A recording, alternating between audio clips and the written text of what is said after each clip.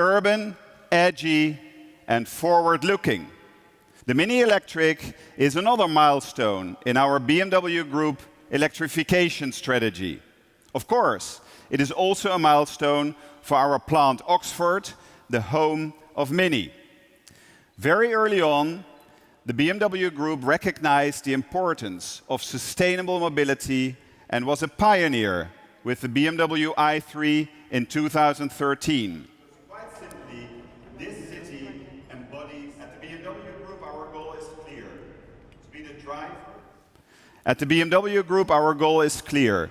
To be the driver of premium electric mobility. And we continue to step up the pace. Already in 2023, we will offer 25 electrified vehicles, and that is 2 years earlier than originally planned. Last year we cooperated here with our new Mini Electric demonstrates how emotional and how much fun. For us it is clear, emission-free mobility is crucial for a sustainable future. And at the BMW Group, we are taking responsibility for next generations.